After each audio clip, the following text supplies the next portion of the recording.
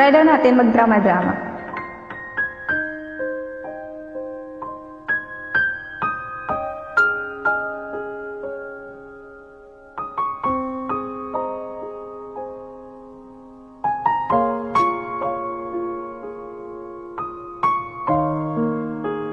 Sana hindi na ako naging ina mo. Sana hindi rin kita naging anak. Ngayon, kung inisip mo na hindi mo ako pinili bilang ina mo, sana maisip mo rin na hindi ito ang buhay na pinili ko para sa inyong mga anak ko. Kung inisip mo na sana, binalik na lang kita sa tiyan ko, sana inisip mo rin na ilang beses kong ginusto na hindi kayo pinanganak. Para hindi nyo maranasan ang hirap dito sa mundo. Pero andito ako. Andyan kayo. Kahit andito ako saan mang lupalop ng mundo, dito dala-dala ko ang obligasyon ko sa inyo. Nabigyan kayo ng magandang buhay dahil magulang nyo ako.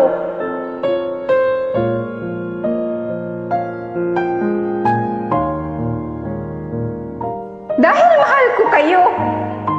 Dahil mahal ko kayo.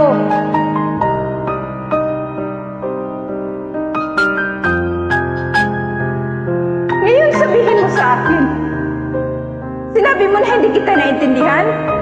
Bakit, Carla? Ako ba inintindi mo kahit minsan? Hindi. Sarili mo lang ang iniintindi mo. Sana kahit minsan, bigyan mo ng halaga ang lahat ng paghihirap ko sa inyo. Lahat ng sakripisyo ko sa inyo. Sa tuwing umiinom ka ng alak, habang hinihitit mo yung sigarilyo mo, at habang nilulustay mo ang perang pinapadala ko, sana maisip mo rin kung ilang pagkain ang tiniis kong hindi kainin para lang makapagpadala ko ng malaking pera rito. Sana habang nakahiga ka dyan sa kutsun mo, natutulog, maisip mo rin kung ilang taon tiniis kong matulog habang nanguhulila ako sa yakap ng mga mahal ko. Sana maisip mo na kahit kunti, kung gaano kasakit sa akin mag-alaga ng mga batang hindi ko kaano-ano. Samantalang kayong mga anak ko, hindi ko man lang kayong maalagaan. Alam mo ba kung gaano kasakit ng bilang isang ina? Alam mo ba kung gaano kasakit yun? Kung hindi mo ako kayang ituring bilang isang ina, respetuhin mo naman ako bilang isang tao. Yun lang, Carla. Yun lang.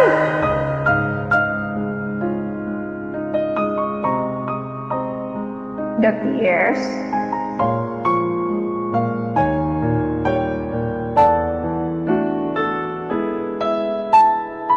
Nadadala ako. Sorry, guys.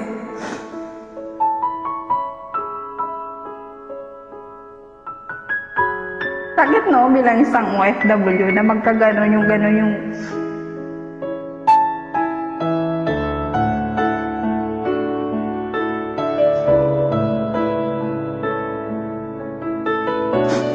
Nadadala ako.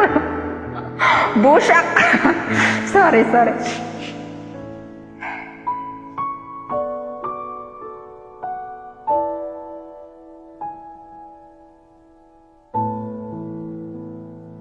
Tribute sa lahat ng OFW.